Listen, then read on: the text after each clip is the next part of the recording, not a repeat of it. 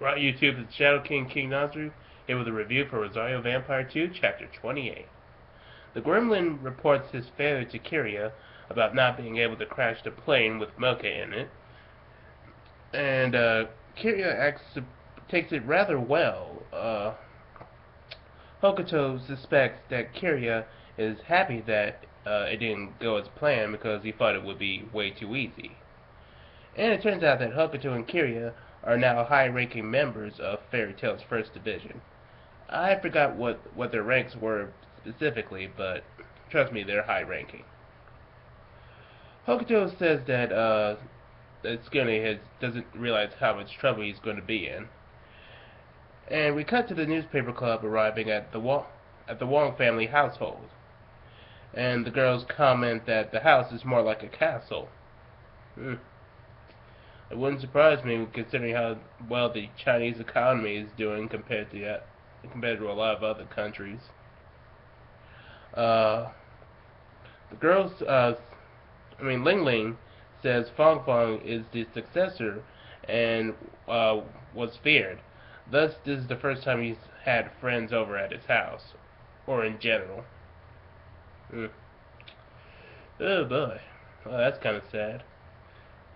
Not just the whole him having friends thing, but the fact that that Fong Fong is the successor to the Wong family. Shouldn't Ling Ling be the successor since she's older than him? Yeah, screw it. Uh, then Mocha uh, tells Inner Mocha that she has this bad feeling because she doesn't sense anybody in the house. This leads Inner Mocha to ask if the head of the family, Tohao Fuhai, is there or anyone at all. The others start to find this strange too. Ling decides to call for someone, but they don't hear from her. And Fong Fong decides he's gonna try to find his sister alone, since he doesn't want to put his guest in danger. Fong Fong senses some tension and suspects that there might be some intruders. Fong Fong overhears that that there are some Chinese assassins, and suspect that they got to Ling Ling. Uh, he then is snuck on by Skune and Kurmu coming to help. You think that Fong Fong would be more alert, considering that he's in the mafia and his life would be in constant danger. Let's see. So anyway, uh, all right. They return. They return to the living room and see that the others are gone, and while searching the room, they see that there was a struggle, so they were most likely kidnapped. Fong Fong then says they were captured uh, the, by them, and Kermit demands an explanation. And it turns out he was referring to assassins from the Miyu family. And he also notes that the Miyu family is working with Fairy Tail.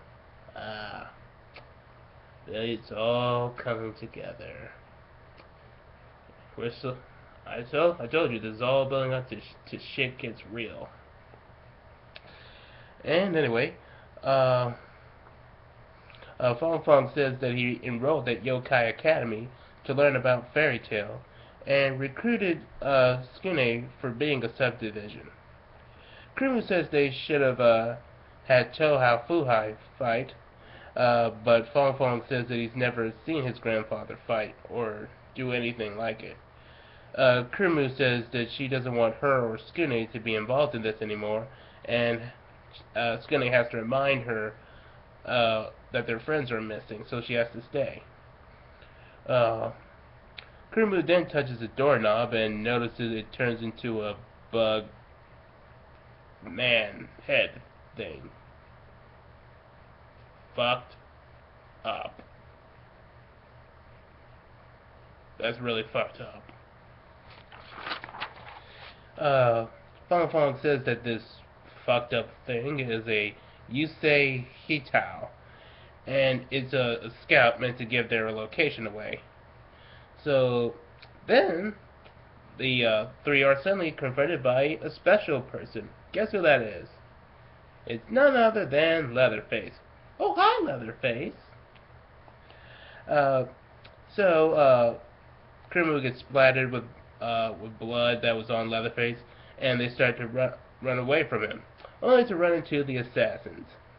So this leads them to continue running until they decide to hide in an armory. Uh, Kurimu expects that Skinny will try to be romantic a little bit and hug Kurimu for comfort, but she gets spirited away by a worm monster with hands for tongues and whatnot. Uh, then we get a little bit of character development and backstory by saying Fong Fong mentions his mother was from the Miu family, and his father and her overcame their problems, comparing it to like Romeo and Juliet, except that Romeo and Juliet was a satire on the naivety and stupidity of teenage love and angst. But we get the memo. And it says that Fong Fong is supposed to be like the symbol between the two families, and it's supposed to bring peace between them and all monsters. Uh, then he starts to get some guns and resolves to rescue the girls by himself. Then he also learns that from Skune that he isn't as strong as Fong Fong believes, and that he is in fact human. But Skune emphasizes with Fong Fong with his dream that of humans and monsters coexisting.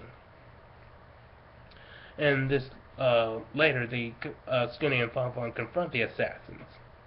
Skune threatens to blow up everyone and his friends if they aren't returned, much like a suicide. You know what? I shouldn't do that joke. That would be way too offensive. Uh, and it turns out the bosses of the assassins are Fong Fong's parents, who admire Skune and were throwing a welcome party. So let me get this straight. Fong Fong didn't even realize his own men. Idiot! Uh, anyway, the Fong Fong family said they needed more preparation for their welcoming party, and thus they did this little game. And Mocha says she notices that Skune and Fong Fong have become good friends, despite that Skune is pretty much pissed for the exact same reasons.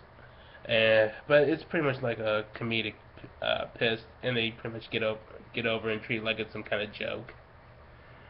And we finally end off the chapter with Fong Fong realizing that the whole thing was Tohao Fuhai's idea.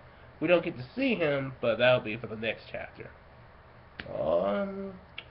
All in all, this was a pretty decent chapter.